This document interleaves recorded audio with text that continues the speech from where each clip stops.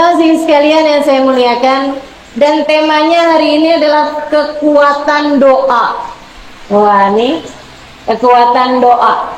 Mudah-mudahan Allah jadikan kita salah satu dari hamba-hamba yang selalu berdoa, yang dekat dengan doa, orang-orang yang doanya didengar Allah, dijabah Allah subhanahu wa ta'ala.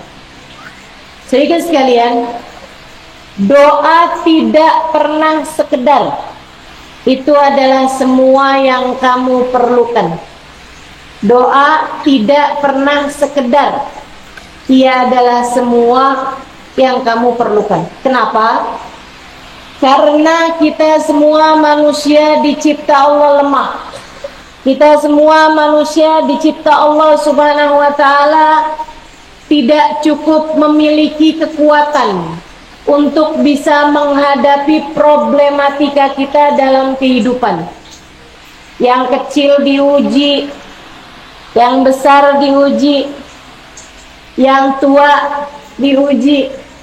Kita perlu kekuatan yang sangat besar dalam hari-hari kita ini, teman-teman sekalian. Keadaan tidak selalu mudah untuk kita jalani, betul? Ada saatnya sakit, ada saatnya sulit, ada saatnya sempit, ada saatnya kita dipuja, tapi ada saatnya kita juga dicaci. Ada saatnya kita berbuat kebaikan, namun ada saatnya pula hati kita tak tahan, tergoda, hingga kita terjerumus berbuat kesalahan dan dosa-dosa. Wajar, sebagai seorang manusia, Allah memang menciptakan kita lemah. Khuliqal insanu dha'ifa. Kata Allah dalam Al-Quran, manusia diciptakan dalam keadaan lemah.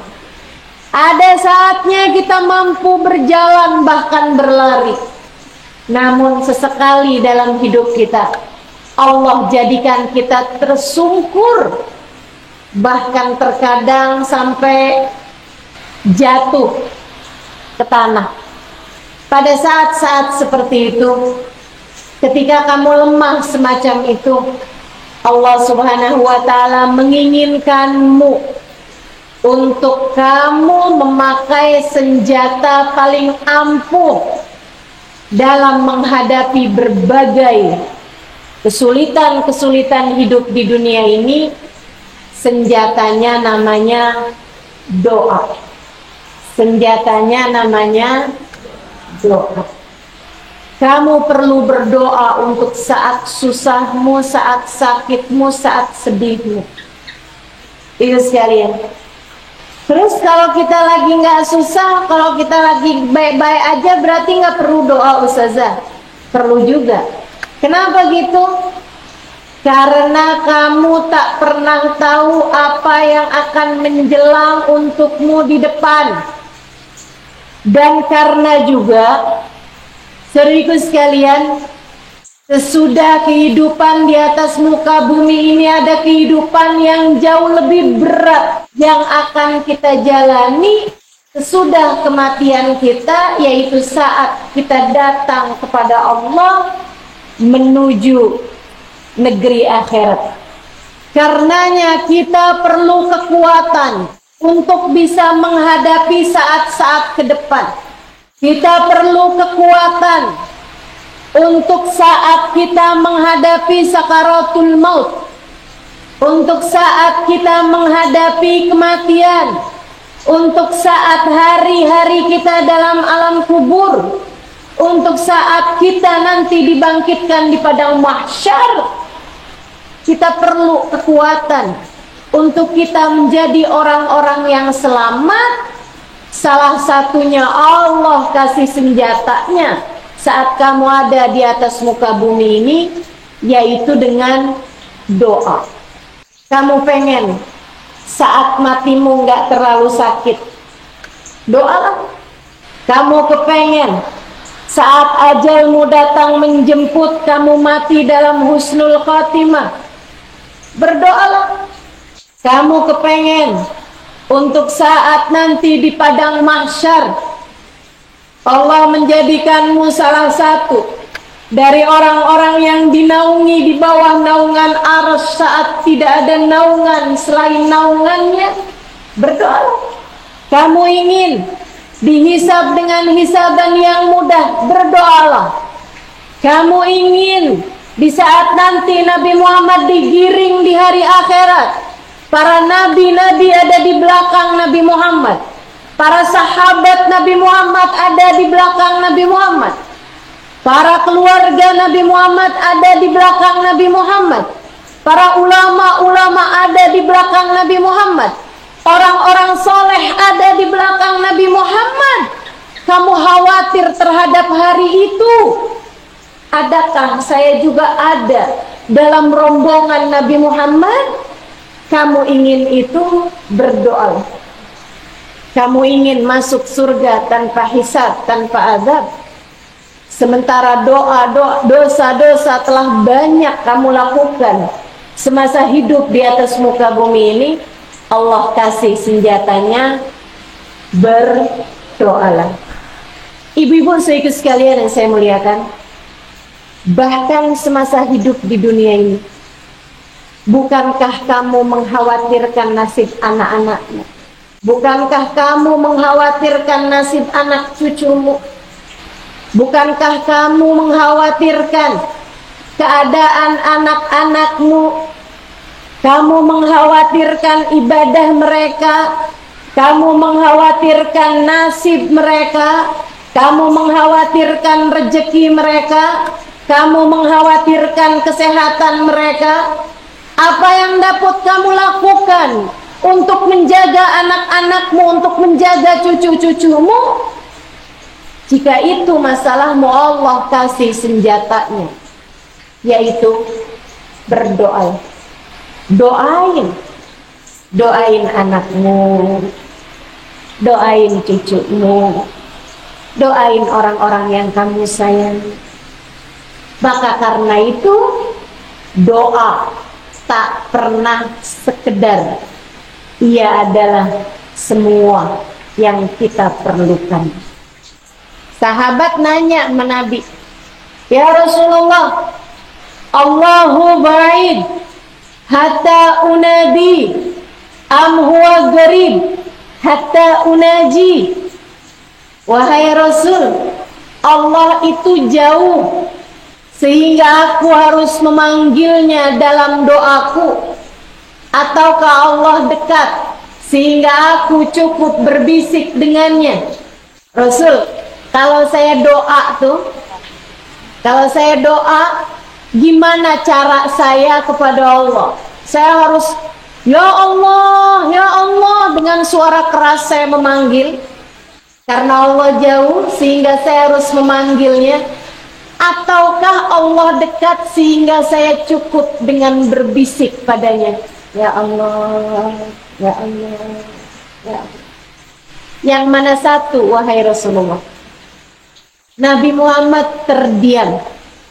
Dan sebelum Nabi Muhammad menjawab, Allah subhanahu wa ta'ala lah yang memberikan jawabannya.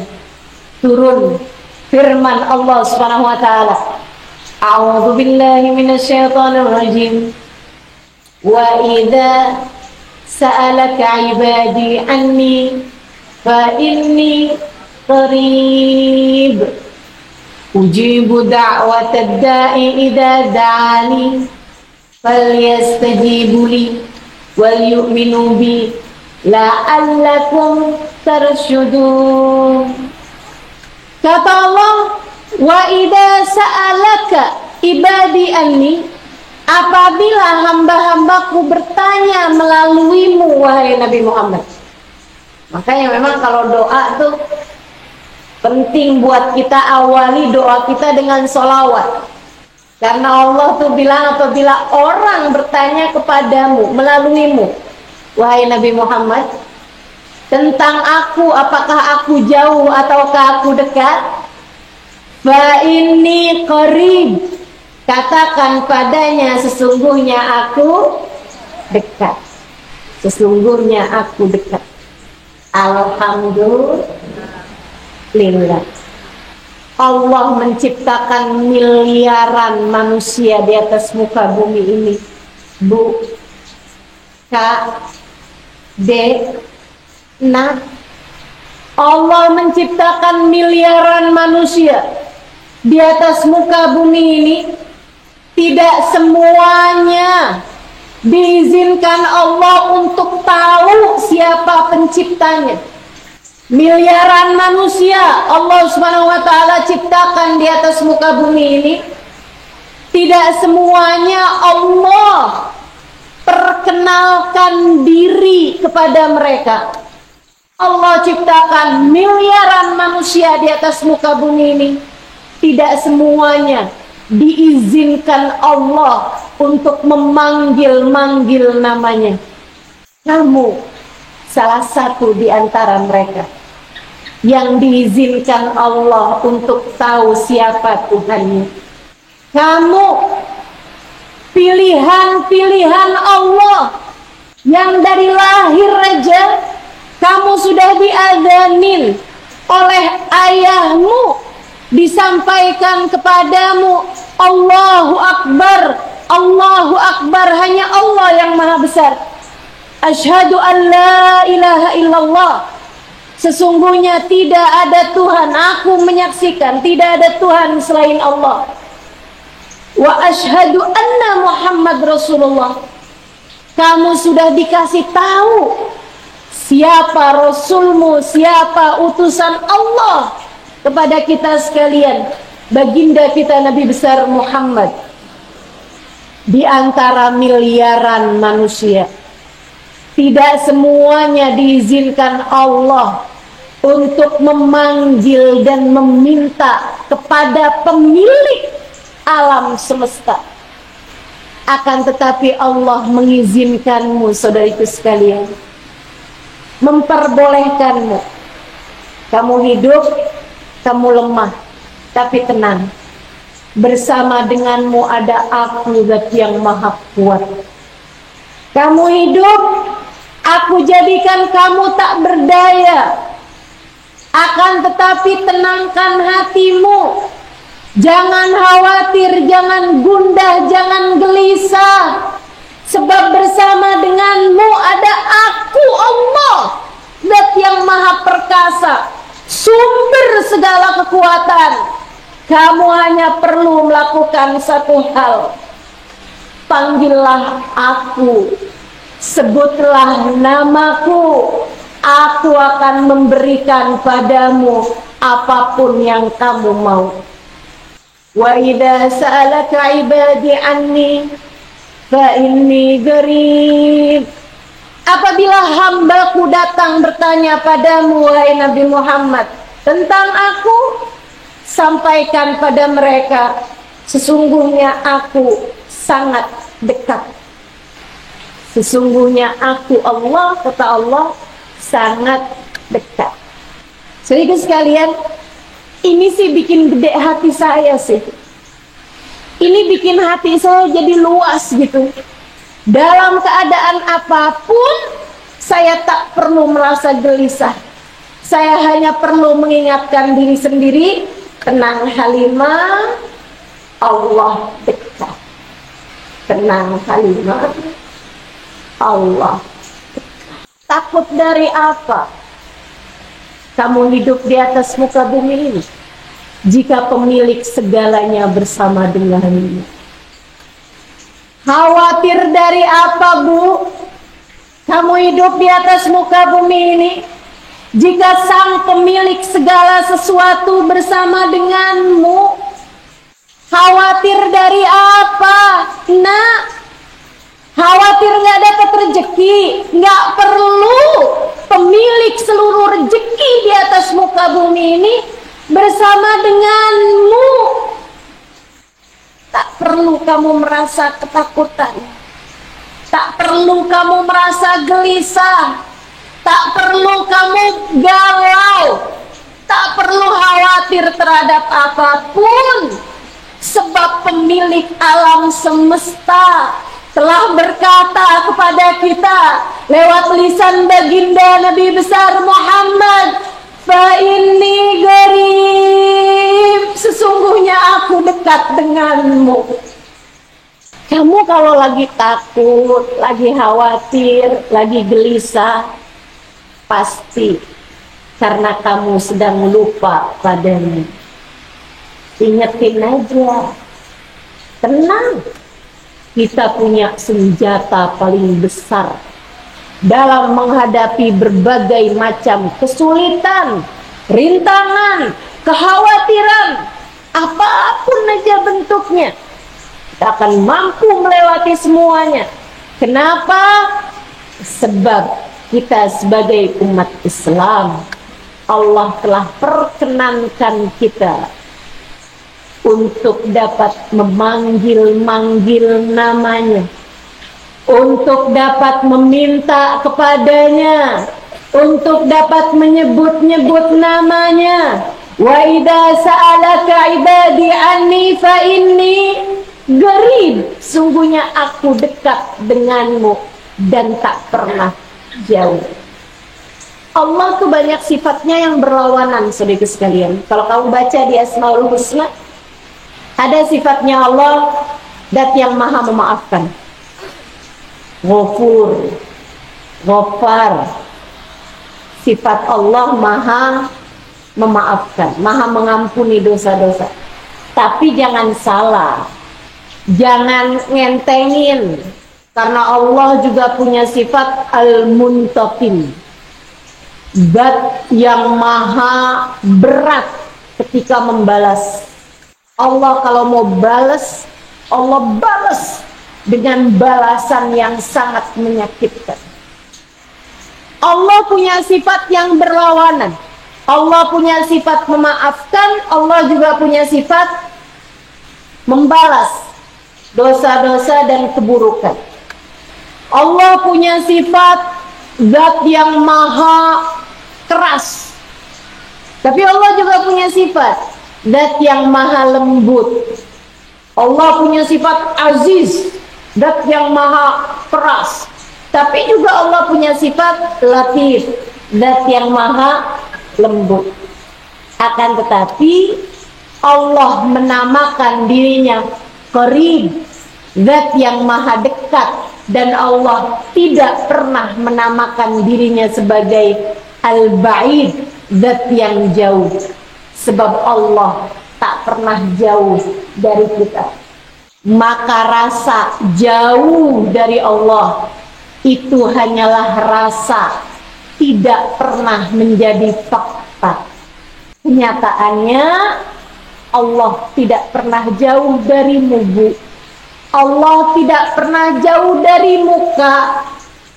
Allah tak pernah jauh darimu, Dek. Allah tak pernah jauh darimu, Nak. Maka di saat kamu merasa orang tuamu meninggalkanmu, panggillah nama Allah. Katakan padanya, ya Allah, Bapak saya yang seharusnya bertanggung jawab pada saya, anaknya, dia meninggalkan saya. Ya Allah, akan tetapi Engkau adalah zat yang selalu dekat denganku. Maka ya Allah, jangan pernah tinggalkan aku. Allah gak pernah jauh darimu, Nak. Orang tuamu sekalipun bisa saja jauh, tapi Allah tidak. Para istri, bisa jadi suamimu meninggalkanmu, bisa jadi suamimu jauh darimu, tapi Allah tidak pernah jauh. Kalau suami jauh, itu bisa fakta, bisa rasa. Bisa saja kamu merasa sepertinya suami saya walaupun kami satu rumah, tapi dia jauh dari saya. Bukan begitu? Suami jauh, bisa kamu merasa jauh, bisa juga faktanya, kenyataannya suami memang jauh. Akan tetapi Allah Ketika kamu merasa saya jauh dari Allah, itu rasa. Kamu merasa kamu jauh dari Allah. Faktanya, kenyataannya, Allah tak pernah jauh dari. A'udzu billahi minasyaitonir rajim. Wa nahnu aqrabu ilaihi min hablil warid. Wa nahnu aqrabu ilaihi min hablil warid.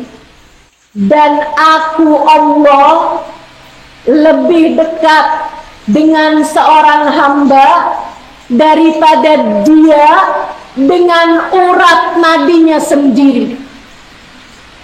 Saya lama memikirkan ayat ini, teman-teman. Betapa indahnya Allah ketika menceritakan tentang kedekatannya dengan kita seorang hamba. Kenapa Allah pakai istilah aku lebih dekat denganmu daripada kamu dengan urat nadimu sendiri? Kenapa nggak pakai istilah yang lain gitu? Saya pikir-pikir, apa ya? Kalau dekat tuh apa? Nggak pernah ninggalin, selalu bersama, mepet terus gitu. Apa? Bayangan. Kenapa Allah nggak pakai istilah aku lebih dekat denganmu daripada kamu dengan bayanganmu sendiri? Ibu pernah nggak jauh dari bayangannya? Oh, saya di sini tapi kok bayangan saya sebelah sana ya? Pernah begitu? Nggak pernah. Kita tuh sama bayangan deket banget gitu.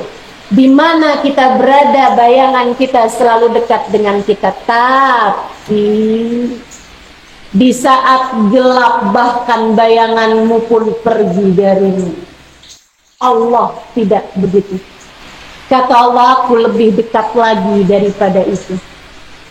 Seperti apa ya Allah? Seperti dirimu dengan detak jantungmu sendiri. Seperti dirimu dengan urat nadimu sendiri. Seperti dirimu dengan detak nadimu sendiri. Kamu begitu dekat. Nyatanya kamu sangat dekat. Hidupmu adalah urat nadi yang terus berdetak dari dalam dirimu itu. Ketika kamu terpisah dari detak nadimu, kamu mati. Sama halnya denganmu. Kamu akan selalu bersamaku selama kamu hidup. Saudariku sekalian yang saya muliakan, akan tetapi memang urat nadi, Allah benar banget ngasih kata-kata.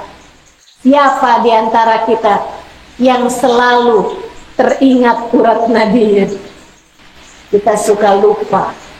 Dari deketnya sampai nggak sadar. Bukan begitu? Allah juga seperti itu. Dari dekatnya kita seringkali tidak terasa, seringkali kita tidak menyadarinya. Semoga kita bisa terus jadi hamba yang selalu menyadari kedekatannya dengan Allah Subhanahu wa ta'ala. Wa idza salaka ibadi anni fa inni qarib ujibu da'watad da'i idza da'ani. Aku akan mengijabah doa dari siapapun yang memanggilku, doa dari siapapun yang menyerukan namaku. Kamu memanggil namaku, aku akan dengarkan doamu dan aku akan mengijabahnya pada waktu yang paling tepat. Sedikit sekalian yang saya muliakan, kita hanya perlu terus-terusan berdoa. Kita hanya perlu terus-terusan meminta. Sebab itu adalah senjata kita. Jangan mau jauh-jauh dari doa. Itu adalah kekuatanmu, Bu. Kekuatanmu, Kak, Dek, Nak. Kamu pengen hidupnya bahagia, pengen hidupnya mudah, pengen hidupnya terarah, pengen hidupnya benar, pengen hidupnya selamat dunia dan akhirat, maka saya sampaikan padamu salah satu senjatanya adalah doa. Ustazah, tapi saya udah doa Ustazah, lama nggak dijabah-ijabah juga. Jadinya saya putus asa. Saya berhenti berdoa. Saya kasih tahu gini, semua doa tuh pasti dijabah. Semua doa pasti dijabah. Tapi cara Allah ijabah semua doa yang didengar Allah pasti dijabah. Allah Maha mendengar. Semua doa yang layak diterima Allah, Allah akan ijabah. Nah masalahnya, doa ijabah itu ada pintunya, ada gerbangnya. Apa gerbangnya? Apa gerbangnya doa? Ya, kalau masuk sih udah pasti diterimanya. Kalau masuk, cuman masalahnya doa kamu masuk apa enggak nih gitu. Nah doa tuh punya gerbang. Gerbangnya doa adalah al-malul halal, harta halal yang kamu konsumsi. Makannya jangan sampai dari uang haram. Orang kalau masuk makanan haram masuk dalam perutnya, selagi makanan itu ada dalam perutmu, doamu tidak akan diterima Allah Subhanahu wa taala. Berdasarkan hadis sahih yang disampaikan Nabi Muhammad alaihissalam, ada di dalam kitab Riyadhus Shalihin, kumpulan hadis yang disusun Imam An-Nawawi. Atau kalau ibu-ibu suka kitab-kitabnya yang kecil-kecilan aja, ada bahkan dalam kitab Al-Arba'in An-Nawawiyah. Ada tuh di situ hadis nomor 4 kalau saya nggak salah ingat. Innallaha thayyib la yaqbalu illa thayyiba. Sesungguhnya Allah itu indah, tidak mau menerima kecuali yang indah. Allah itu bersih, nggak mau menerima yang kotor-kotor. Allah indah, tidak mau menerima kecuali yang indah. Yang buruk, yang menjijikkan Allah nggak mau terima. Apa tuh yang buruk, yang menjijikkan? Makanan haram masuk dalam perutmu, pakaian haram yang kamu kenakan.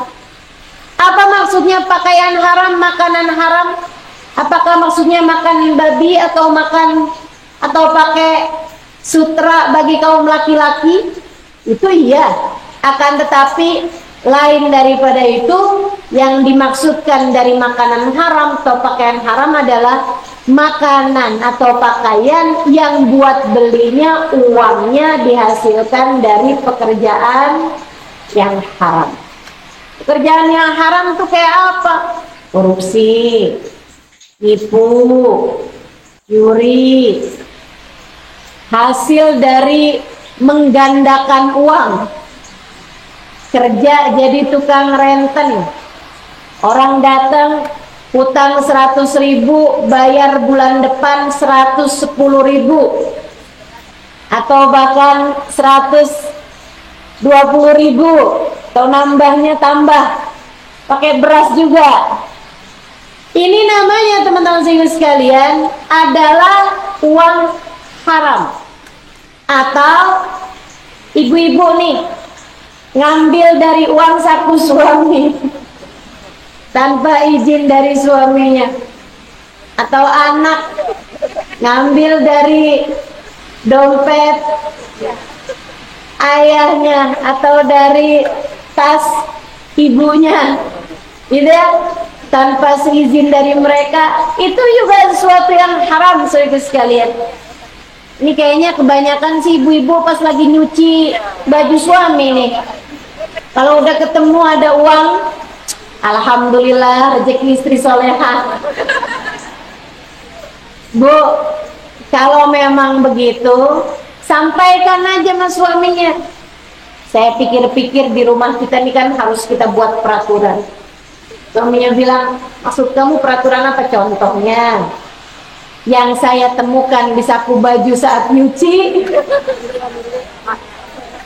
berganti milik, jadi milik yang nemunya. Kalau suami halal, suami ridho, jatuhnya jadi uang halal. Tapi kalau enggak, hukumnya statusnya adalah haram. Yang serem sih kayak warisan saudara kita kuasai. Rumah yang seharusnya dibagi waris karena pemiliknya sudah meninggal dunia, akhirnya malah dikuasai oleh satu orang.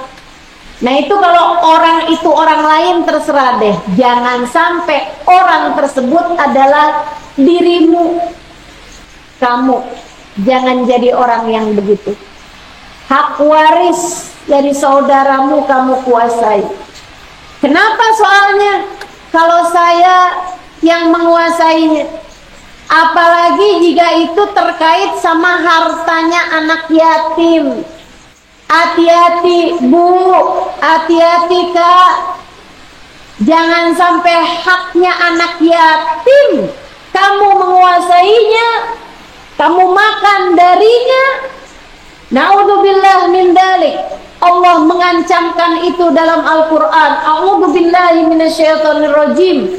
Alladzina ya'kuluna amwalal yatama zulman innama ya'kuluna fi butunihim nara wa sayaslawna sa'ira. Sesungguhnya orang yang berani-beraninya makan harta anak yatim, ia sebenarnya sedang makan api. Dia masukkan ke dalam perutnya, dan kelak di hari akhirat Allah akan sungguh-sungguh memasukkannya ke dalam api neraka jahanam. Serem. Jangan berani-berani sama harta haram. Ini berapa hari lagi nih akan masuk hari Asyura. Biasanya pada hari Asyura tuh banyak orang bikin santunan anak yatim. Bagus, bagus. Itu adalah suatu hal yang sangat dianjurkan dalam agama kita, terutama pada hari Asyura. Tapi hati-hati, buat ibu-ibu, teman-teman, kawan-kawan yang ngumpulin harta dengan bahasa santunan anak yatim, itu uangnya harus benar-benar 100% kamu peruntukkan buat anak yatim. Nggak boleh dibeliin nasi saat kamu lagi beredar pergi ke rumah orang-orang buat ngambilin uangnya tersebut. Kamu lapar, kamu belikan dengan uang itu makanan, atau kamu buat acara sebagian pakai uang tersebut yang jatuhnya tidak kepada anak-anak yatim. Artinya yang kamu makan tersebut adalah harta yang haram. Berhati-hatilah terhadap harta yang bukan hakmu. Bikin doamu tidak akan didengar oleh Allah. Nabi bahkan melanjutkan ucapannya dengan memisalkan, dengan memberi contoh. Rajul as'ad aghbar atala sabar madda yadayhi ila sama wa qala ya Rabb ya Rabb. Kata Nabi, ada seseorang yang lusuh, dekil bajunya, lapar keadaannya, terlihat tidak bersih, tidak terawat. Yutilu safar, sudah panjang perjalanannya. Nabi menceritakan beberapa sebab mustajabnya doa. Doa dari orang musafir mustajab. Doa dari orang lapar, keadaannya susah, mustajab. Doa dari orang yang keadaannya kusut gitu, lebih mustajab. Sehingga sekalian, dia mengangkat tangannya, itu juga salah satu penyebab doa mustajab. Kita kalau doa sunnah buat angkat tangan. Innallaha astaha min abdin madda yadayhi ilallah an yarudduhu ma khaiba. Kata Nabi Muhammad, Allah Subhanahu wa taala malu kalau melihat seorang hamba mengangkat tangannya meminta kepada Allah. Allah malu untuk mengembalikan tangan tersebut dalam keadaan sia-sia. Beberapa sebab mustajabnya doa diijabah disebutkan oleh Nabi Muhammad. Tapi kata Nabi Muhammad, mat'amuhu haram. Makanan yang dia makan tuh dia beli pakai uang haram. Malbasuhu haram. Pakaian yang dia kenakan itu belinya pakai uang haram. Wa hudhiya bil haram. konsumsinya, minumnya, dan lain sebagainya pakai barang haram. Sepatunya, tasnya dia beli pakai uang haram. Fa anna yustajabalah, doanya tidak akan mungkin dijabah oleh Allah. Maka kalau kamu ingin hidupmu selamat, berhasil, sukses dunia akhirat, kamu dan seluruh keluargamu, kamu harus bersenjata dengan senjata besar, yaitu doa. Akan tetapi ingatlah, doa ada gerbangnya. Untuk bisa masuk dan diterima di dalamnya, gerbangnya doa adalah harta halal, adalah uang halal. Maka kalau ingin doamu mustajab, jangan pernah tertarik sama yang haram. Dengar Bu, diamalkan insya Allah. Bilang sama suaminya, gak apa-apa kok kita hidup sederhana, akan tetapi kita ingin hidup terus-terusan dalam keadaan yang berkah. Maka jangan pernah berani-berani mencari yang haram-haram di luaran sana. Ibu ya, buat ibu-ibu yang kerja juga, mendingan dikit tapi halal Bu, jatuhnya berkah. Cukup aja daripada banyak tapi haram. Ibu-ibu sekalian, sebab walaupun banyak, kalau haram nggak akan pernah cukup. Maka ibu lihat ada orang kaya, akan tetapi hidupnya nggak ada seneng-senengnya. Kenapa tuh? Karena hartanya bukan dari harta yang halal. Maka ibu mesti benar-benar minta sama Allah, ya Allah, jangan biarkan kami tenggelam. Jangan biarkan kami bersinggungan dengan harta yang haram, ya Allah. Jauhkan kami dari yang haram. Jauhkan kami dari yang haram. Jauhkan kami dari orang-orang yang punya harta haram, agar kami tidak ikut serta memakan atau menikmati sesuatu yang haram, menjadikan doa kami tidak akan Engkau dengar. Doa pasti diijabah selagi masuk dan diterima Allah.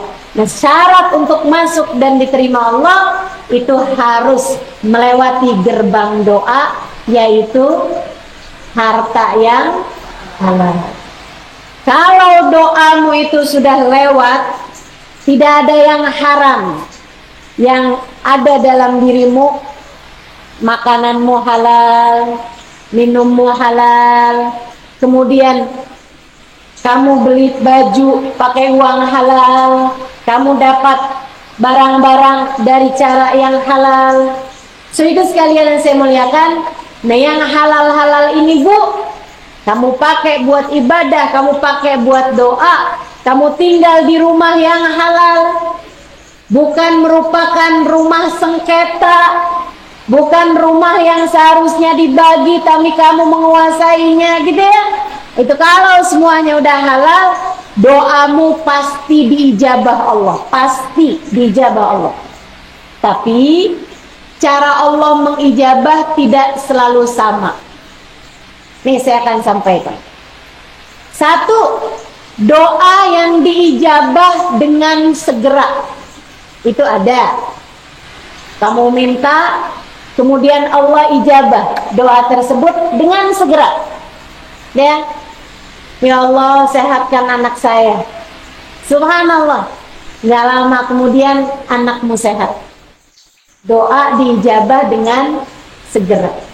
Ada adik-adik nih hadir di majelis, kemudian dia doa, ya Allah, saya pengen dong cepat-cepat bertemu dengan imam dalam rumah tangga. Pertemukan segera saya dengan jodoh, ya Allah. Doa nih. Tahu-taunya besoknya bapaknya bilang, nak, Kemarin ada yang datang ke rumah kita. Siapa, Pak? Pak Lurah sama anak laki-lakinya. Bukan Pak Lurahnya, bukan. Saya nggak tega membayangkanmu dimarahin Bu Lurah. Anaknya Pak Lurah ya. Dia melamar Muna. Subhanallah, doa diijabah dalam waktu yang cepat, segera. Ya, ada yang begitu. Masya Allah. Mudah-mudahan doa-doa kita diijabah dalam waktu yang segera. Tapi terkadang kamu juga pengen doamu diijabah tapi nggak segera. Saya yakin itu. Misalnya, kamu berdoa, ya Allah, masukkan saya ke dalam surgamu. Mau nggak segera? Ya Allah, matikan saya dalam husnul khotimah. Mau nggak segera? Kita kepengennya masih ya, tar aja dah gitu ya. Tapi kalau datang ajal kami, ya Allah, matikan kami dalam husnul, akan begitu. Jadi itu juga ada doa yang memang diijabah Allah dengan segera. Ada doa yang diijabah tapi tidak segera. Allah memberikannya pada waktu yang paling tepat. Maka misalnya kamu doa, ya Allah, pertemukanlah saya dengan jodoh saya, ya Allah. Saya sudah bosan menjomblo. Saya kepengen, ya Allah, kalau bulan Ramadan bisa melaksanakan hadis Nabi, berbukalah dengan yang manis. Tapi ternyata datang sebulan, 2 bulan, bahkan setahun, 2 tahun, doamu belum juga diijabah. Tenang, dek, Allah akan mengijabahnya pada waktu yang paling tepat. Kenapa gitu? Bisa jadi gini nih, saat kamu berdoa minta jodoh yang soleh, kan doa jangan asal doa. Kamu kan doanya, ya Allah, temukan saya dengan jodoh yang soleh. Nah, sementara waktu itu jodohmu yang sudah dipersiapkan oleh Allah belum soleh. Sehingga ketika kamu berdoa, Allah kemudian memberi hidayah kepada calon jodohmu tersebut, sehingga dia pun mulai berubah menjadi orang soleh. Nah, orang soleh kan gak langsung soleh. Taubat sekarang terus langsung jadi soleh. Soleh itu karakter, saudara sekalian. Karakter itu dibangun sesudah kebiasaan. Dan mengubah kebiasaan sekurangnya perlu waktu 40 hari lamanya. Artinya kan dari kamu berdoa, Allah kemudian memberikan hidayah, kemudian dia pun berubah hatinya, kemudian dia pun istilahnya hijrah, gitu ya. Kemudian dia pun bertaubat dari dosa-dosa, dia hijrah, menghijrahkan dirinya dari keburukan kepada kebaikan-kebaikan. Kemudian dia membiasakan diri kepada kebaikan-kebaikan tersebut, berjumpa denganmu, bisa jadi 2 tahun kemudian sesudah dia benar-benar menjadi orang soleh. Gitu. Tapi bagus. Daripada saat kamu berdoa, ya Allah, pertemukan saya dengan jodoh saya, ya Allah. Belum soleh juga nggak apa-apa, ya Allah. Nanti kamu ketemu sama laki-laki yang belum soleh, belum tentu kamu kuat untuk menjadi istrinya. Bisa jadi kamu nggak tahan menghadapi laki-laki yang tidak soleh ini. Bisa jadi juga kamunya tahan, tapi kamu berubah menjadi perempuan yang tidak soleh. Karenanya Allah mengijabah pada waktu yang paling tepat. Nggak usah khawatir itu. Teruslah berdoa. Teruslah berdoa. Enak kalau udah Allah yang ngasih pada waktunya tuh semuanya enak. Tapi kalau enggak Allah yang ngasih pada waktu yang tepat, ibarat buah-buah karbitan. Buah karbitan rasanya enak? Enggak pernah enak, teman-teman. Jadi biarkan Allah Subhanahu wa Ta'ala mengijabah pada waktu yang tepat. Kalau doa jangan suka maksa. Ya Allah, saya senang banget sama anaknya Pak Lurah. Ya Allah, jodohkan saya dengannya.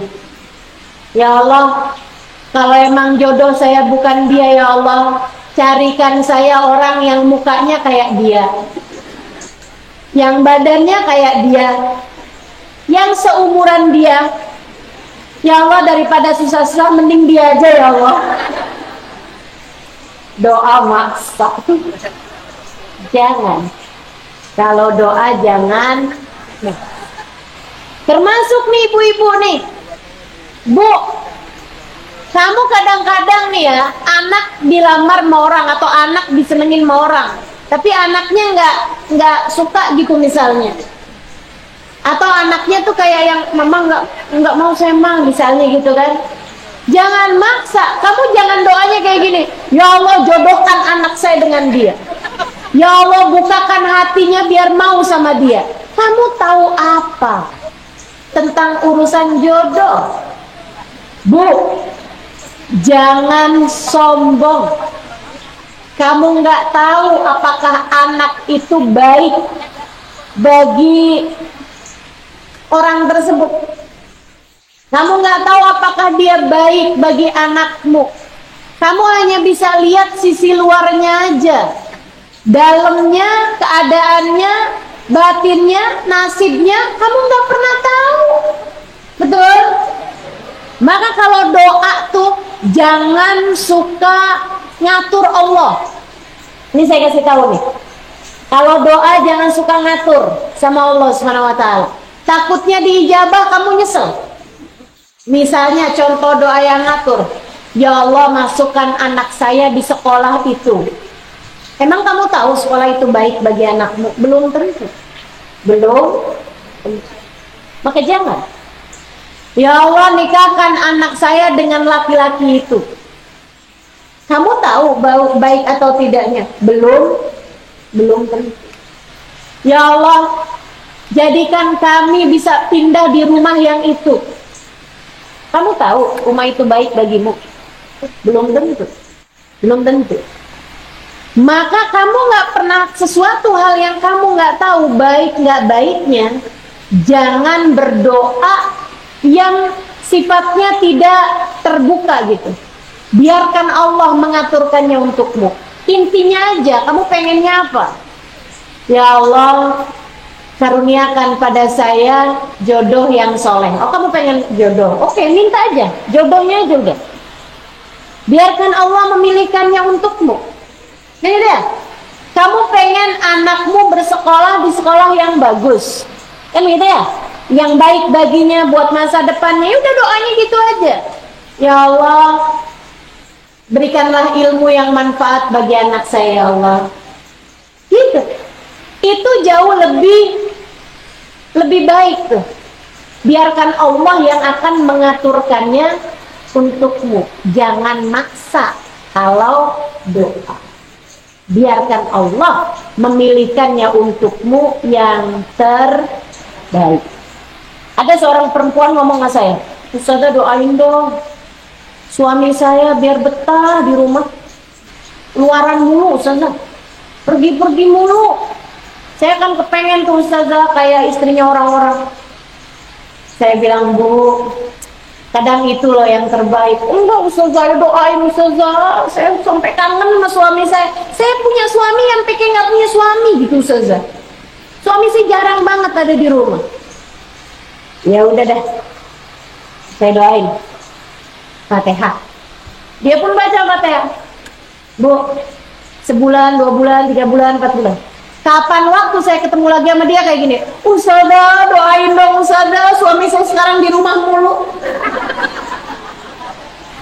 Kamu nggak tahu. Ini sebagai perempuan nih kita memang seringkali nggak tahu apa yang kita mau.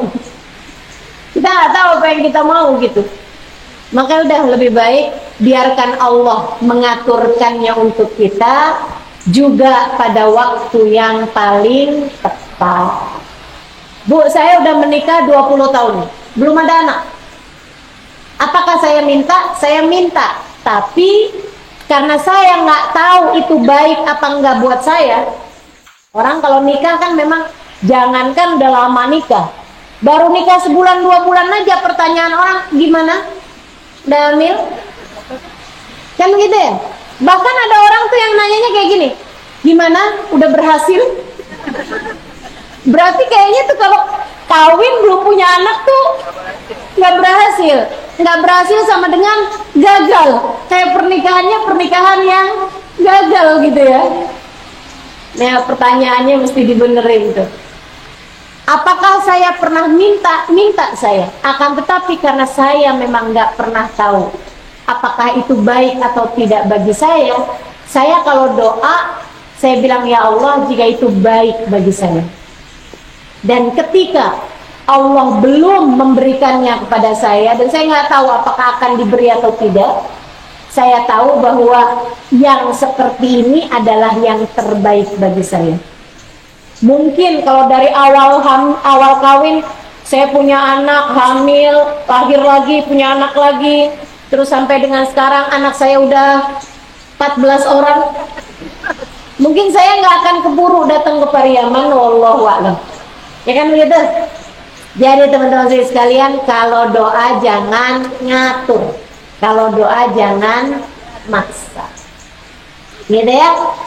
Teman-teman saya sekalian yang saya muliakan, doa akan diijabah segera atau Allah pilihkan waktu yang paling tepat, atau Allah tidak memberi apa yang kamu mau, tapi Allah memberi apa yang kamu perlu. Sehingga sekalian, Allah, kamu sakit nih, kamu berdoa, minta kesembuhan. Allah tidak memberikan kepadamu kesembuhan. Akan tetapi sebagai gantinya, Allah memberikan kepadamu kesabaran menghadapi sakit. Allah memberikan kepadamu kelapangan hati, sehingga kamu tetap nikmat hidupnya meskipun sakit. Sebab Allah sedang mempersiapkan surga demi surga untukmu. Sebab Allah mempersiapkan kebahagiaan dan kesenangan yang lain untukmu. Bisa jadi begitu. Jadi kadang-kadang kita tuh kayak anak kecil yang lagi flu tapi tetap minta es krim. Sehingga sebagai orang tua, ketika kamu minta es krim, padahal kamu sedang flu, kamu nggak dikasih es krim, kamu dikasih yang lain, yang juga enak tapi tidak berbahaya bagi dirimu. Gitu sehingga sekalian, Allah tuh kayak gitu. Allah tidak selalu memberi apa yang kamu mau, akan tetapi Allah akan memberi apa yang kamu perlu. Karenanya berdoalah, tetaplah berdoa, gitu kan? Ada hal lain lagi nih yang saya perlu sampaikan mengenai doa. Ibu kalau doa, jangan hanya minta urusan dunia, jangan hanya minta urusan dunia, apalagi sekedar urusan harta. Nggak boleh Ustazah? Boleh. Tapi jangan doamu itu aja. Jangan sampai kalau doa tuh cuman urusan kesenangan dunia. Takutnya nyesel kalau di hari akhirat ternyata kamu jadinya nggak punya apa-apa. Allah sindir orang-orang yang kalau doa mintanya urusan dunia aja. Kata Allah dalam Al-Quran, wa minhum man qala rabbana atina fid dunya falaysa fil akhirati min khalaq wa minhum man qala rabbana atina fid dunya hasanah wa fil akhirati hasanah wa qina adzabannar ulaika lahum nasibun mimma kasabu wallahu sari'ul hisab. Kata Allah, di antara hamba-hambaku tuh ada tuh orang-orang. Mudah-mudahan gak ada yang di sini nih yang disindir sama Allah. Mudah-mudahan nggak ada yang hadir di sini nih yang disindir-sindir sama Allah. Allah bilang ada tuh hamba-hambaku yang kalau doa mintanya ya Allah kasih buat saya dunia saya Allah. Mintanya dunia mulu. Ya Allah kasih saya ya Allah rezeki yang bagus. Kasih saya ya Allah suami yang baik. Kasih saya ya Allah suami yang kaya, suami yang ganteng. Mintanya urusan dunia aja gitu. Mintanya urusan duit melulu. Giliran udah nikah juga gitu ya Allah. Suamiku ya Allah jangan jadikan dia berpindah hati kepada perempuan yang lain. Jadikan cintanya hanya tertuju kepadaku, butakan matanya dari melihat perempuan yang lain. Ya Allah, suami saya ya Allah biar pekerjaannya bagus, saya juga ya Allah biar pekerjaan saya bagus, harta saya banyak, rumah kami besar. Ya Allah, saya minta rumah, saya minta mobil, saya minta. Yang diminta sesuatu yang sifatnya duniawi.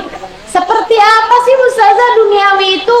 Yang kalau kamu masuk dalam alam kubur gak akan kamu bawa. Sesuatu yang begitu kamu masuk dalam alam kubur tidak akan kamu bawa. Jabatan duniawi apa bukan? Duniawi. Di dalam alam kubur kamu gak akan dipanggil sesuai dengan jabatannya.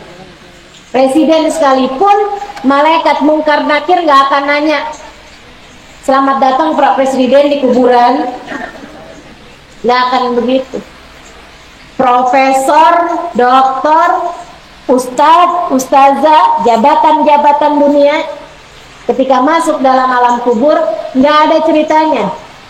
Malaikat mungkar, Pak dokter, Bu dokter, saya mau nanya nih, sakit tulang, misalnya nggak mungkin. Sesuatu yang tidak akan kamu bawa masuk dalam alam kubur namanya sesuatu yang dunia. Yang dunia ini jangan melulu kamu minta dunia melulu, saudara sekalian. Kita harus minta urusan-urusan akhirat. Bahkan urusan akhirat pun, urusan dunia pun kalau kamu minta itu harus ada kata-kata hasanah dalam artian dunia yang membawa kebaikan. Ya Allah, karuniakan kepada saya suami, jodoh, jika itu membawa kebaikan bagi saya dunia akhirat. Ya Allah, karuniakan kepada saya ilmu yang bermanfaat bagi dunia hingga akhirat.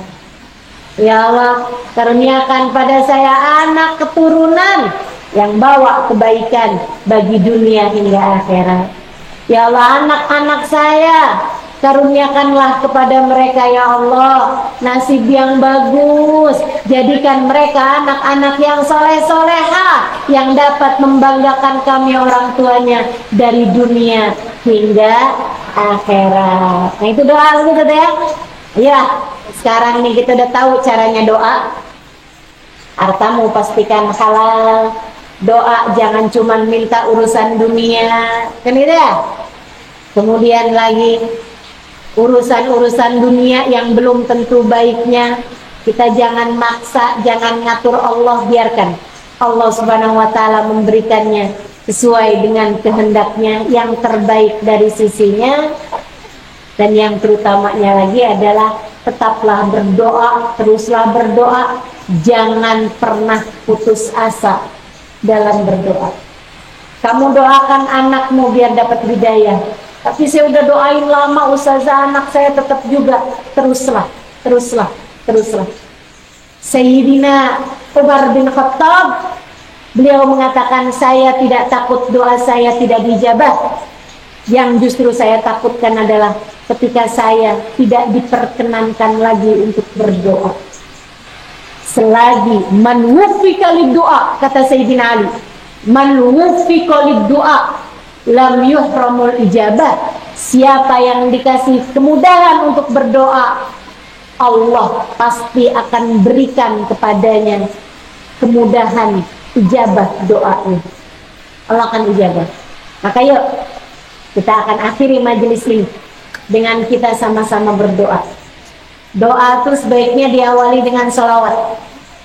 Karena katanya Nabi Muhammad, awalilah doamu dengan sholawat, akhirilah dengan sholawat juga, sebab Allah akan menerima sholawatnya padaku, dan Allah tidak akan menerima depan, menerima belakang, dan menolak tengah-tengahnya.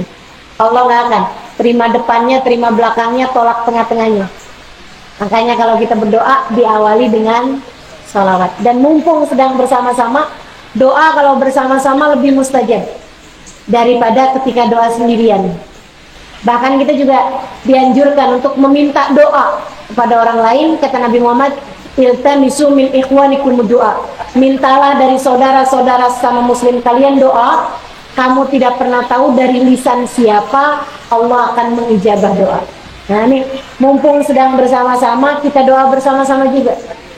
Mudah-mudahan di antara kita ada orang-orang yang lisannya didengar Allah, doanya didengar Allah, doanya dijabah Allah, sehingga kita semuanya menjadi orang-orang yang keluar dari majelis ini dalam keadaan Allah ridha kepada kita, dalam keadaan Allah merahmati kita, dalam keadaan Allah menyayangi kita. Saya kalau ditanya ustazah, saya kalau doain ustazah doain apa? Ini jawaban saya. Sebelum ada yang nanya, ini jawaban saya. Kalau saya ditanya ustazah, kalau saya mau doain ustazah, ustazah mau didoain apa? Doakan saya agar dirahmati Allah. Doakan saya agar dicintai Allah. Allah tahu caranya memperlakukan hambanya yang dia cinta. Karena dia doakan saya agar saya jadi seorang yang dicinta sama Allah. Kita meminta sama Allah, biar Allah sayang sama kita, biar Allah cinta sama kita, biar Allah ridho sama kita, biar Allah mengampuni dosa-dosa kita, menutupi aib-aib kita, membahagiakan hidup kita dunia hingga akhirat, memberi kemudahan pada seluruh urusan-urusan kita. Allahumma bihaqqil Fatihah وبحق الصلاة على النبي صلى الله عليه وسلم تفتح لنا أبواب الخير وعملنا معاملة أهل الخير تكفينا من جميع الفتن والمهن بالصبر إنك ولي كل خير متفضل بكل خير برحمتك يا أرحم الراحمين. اللهم إنا نسألك زيادة في الدين وبركة في الأمر وصحة في الجسد وسعة في الرزق وتوبة قبل الموت وشهادة عند الموت ومغفرة بعد الموت وعفوا عند الحساب وأمانا من العذاب ونصيبا من الجنة وارزقنا النظر إلى وجهك الكريم. اللهم عافنا من بلائك وأوزعنا شكر نعمائك وأذقنا برد عفوك وحلاوة مناجاتك. اللهم إنا نسألك من الأقول أوفارها من الأذهان أصفاها ومن الأعمال أزكاها ومن الأخلاق أطيبها ومن الأرزاق أزلها ومن العافية أكملها من الدنيا خيرها ومن الآخرة نعيمها بحق سيدنا محمد صلى الله عليه وسلم. اللهم لا تدع في مجلسنا هذا ذنبا إلا غفرته ولا عيبا إلا سترته ولا دينا إلا قضيته ولا مريضا إلا شفيته ولا حاجة من حوائج الدنيا والآخرة إلا يسرتها وقضيتها برحمتك يا أرحم الراحمين. Ya Allah, pandanglah semua yang hadir di majelis ini dengan pandangan kasih sayang. Lihatlah semuanya ya Allah. Lihatlah semuanya ya Allah. Yang hatinya lemah, kuatkanlah ya Allah. Yang banyak dosa-dosanya, ampunilah ya Allah. Aib-aib kami semua tutupilah ya Allah. Bimbinglah kami menuju jalan-Mu ya Allah. Pandanglah kami dengan kasih sayang-Mu ya Allah. Jangan biarkan kami tenggelam dalam dosa-dosa ya Allah. Jangan biarkan hati kami terpenuhi dengan cinta terhadap dunia ya Allah. Bimbinglah kami, anak-anak kami, keluarga kami, orang-orang yang kami sayangi untuk selalu menempuh jalan takwa, jalan yang mendekatkan kami kepadamu ya Allah. Dekatkan kami padamu ya Allah. Kami tahu Kau selalu dekat dengan kami, akan tetapi kami yang selalu melupakanmu ya Allah. Karenanya kami mohon padamu ya Allah, jangan biarkan kami menjauh darimu ya Allah. Jangan biarkan kami lupa kepadamu ya Allah. Jangan biarkan hati kami kemana-mana. Tarik kami kembali kepadamu ya Allah, ya Allah, ya Allah. Rasakan kepada kami damainya cintamu ya Allah. Rasakan kepada kami sejuknya ampunanmu ya Allah.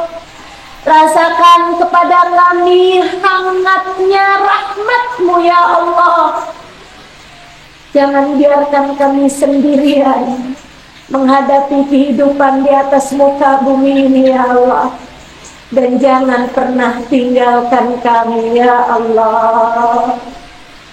Allahumma ya Allah, lihatlah semua yang hadir di majelis ini ya Allah. Kelemahan kami kuatkanlah ya Allah. Kemiskinan kami cukupkanlah darimu ya Allah. Kayakan kami dengan kecukupan darimu ya Allah. Yang sakit-sakit di antara kami sembuhkanlah ya Allah. Sakitnya badan kami, sakitnya pikiran kami, sakitnya hati kami. Angkatlah segala penyakit-penyakit yang ada dalam hati-hati kami ya Allah. Angkatlah kesombongan, angkatlah iri dengki. Jadikanlah kami berakhlak yang mulia ya Allah. Yang jadi istri di antara kami, jadikanlah ia istri yang solehah bagi suami. Yang jadi ibu di antara kami, mampukan ia menjadi ibu yang baik bagi anak-anaknya.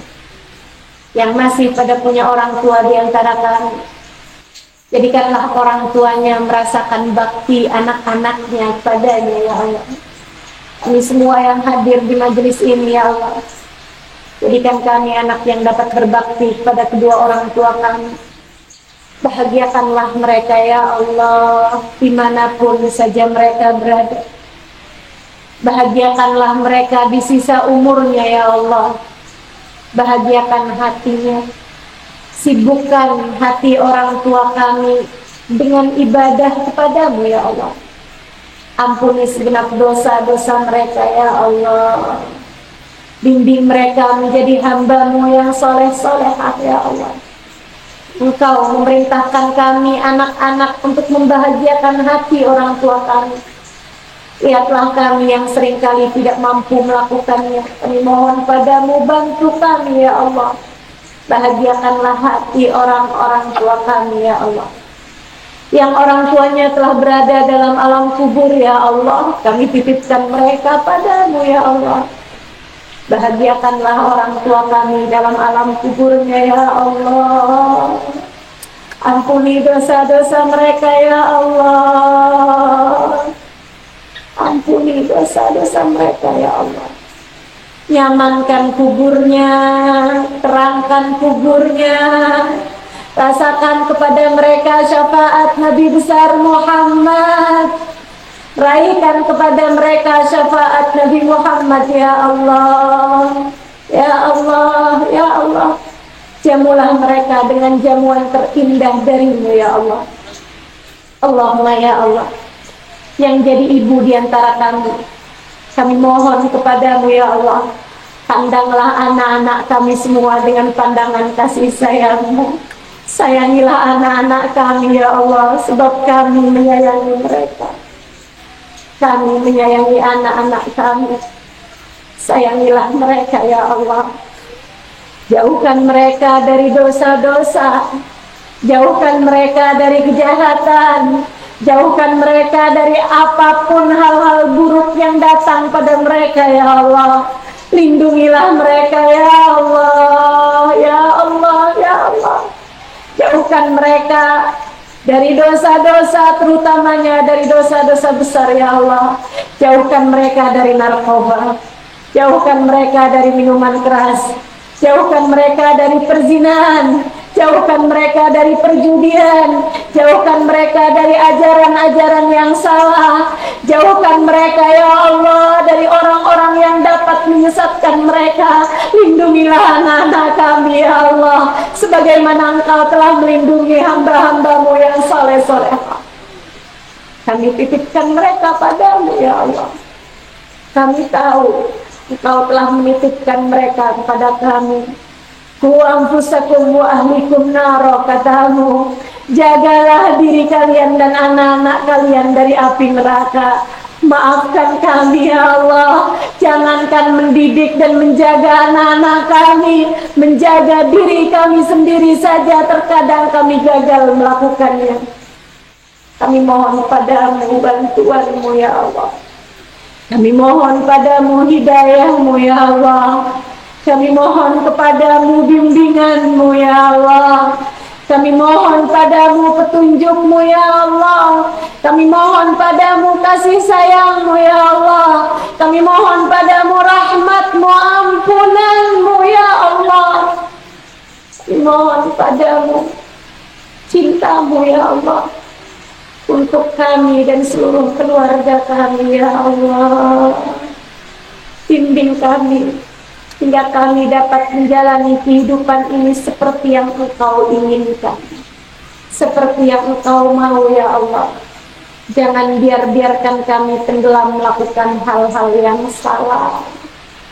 Jangan biarkan kami tenggelam dalam dosa-dosa.